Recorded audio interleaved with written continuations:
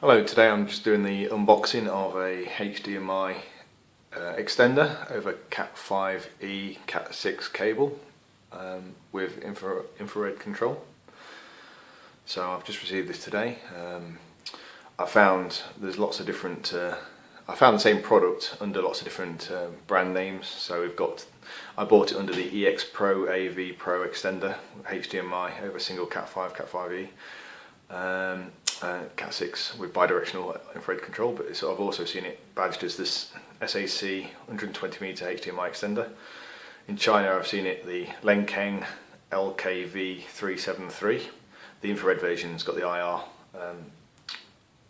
suffix, and there's also a generic, you can find generic products, HDMI extender 100 to 120mm with IR remote. But they all look the same, a few different badge on the front, but they are, I believe, all the same product. The cost was about £65. I've seen it as low as £59 for the generic unbranded one, and I've seen it as high as £100. So let's get on with the unboxing.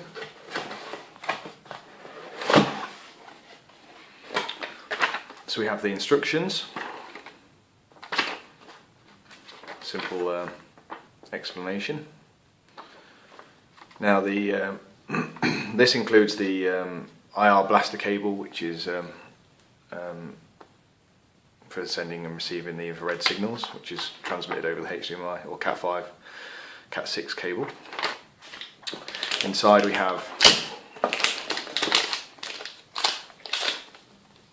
a packet, one of them, either the sender or receiver, and we also have the other one, which is quite small.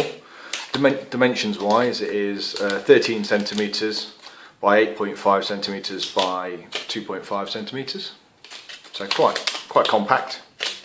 The rest of the box, we have the sender and receiving cables for infrared, and we have two power cables. So these have got the English plug on, but I've seen various options with a US plug and the EU plug. So I bought it from a UK based seller, and it said it came with a UK plug. That's the reason I got that.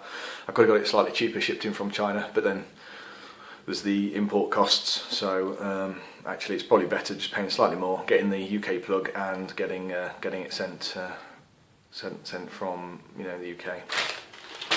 So says the power supplies. Let's move those out of the way. Just to open these pack up.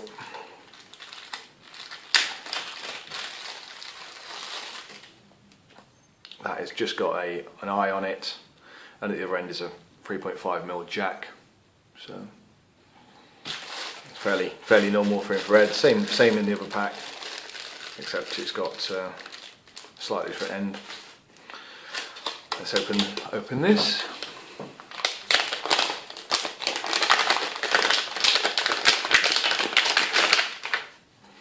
Okay, so it's got a nice feel to it.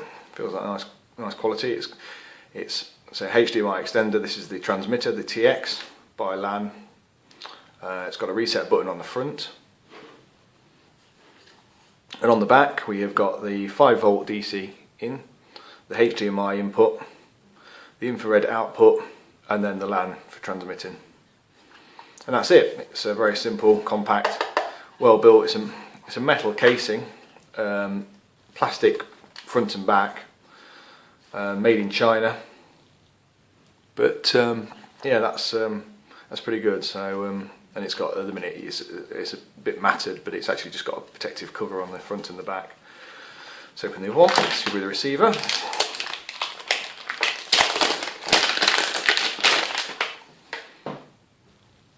Okay, yep, so this is the RX, so the receiver. Again, reset button. And on the back we've now got the 5V, so it's the same as the mirror of it. 5V, the HDMI output, the input for the infrared, and then the LAN receiving. So, very good. So, I'll give you a bit more information about this. It's got the, as I say, it's got the UK mains supply. It can support up to a HDMI up to 1020p at 50 or 60 Hertz. It supports 24, 30-bit and 36-bit colour. The audio formats, it's got pretty much everything: the DTS, HD, Dolby True, Dolby AC3, etc. And it's got a max transmission rate of 10.2 gigabits per second.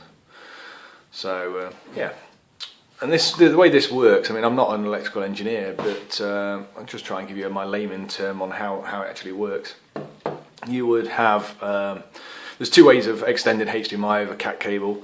The older way is to use two CAT cables and a baling on both ends, which means you have to use two CAT cables. So if you've only got you know, two cables into your room, then you're kind of fully using all those connections up. But for example, you know, and with that, the length of the transmission's also limited to about 30 to 50 meters, I believe. So you'll be limited on length, and also you have to use two cables. The new way is using one of these modulators and just a single CAT connection. And you can even, with the beauty of this, is you can even use a switch in between. So that's what I intend to do. I'm not necessarily with the switch. I'm going to try and directly connect the two together, but you could put a gig switch in between them.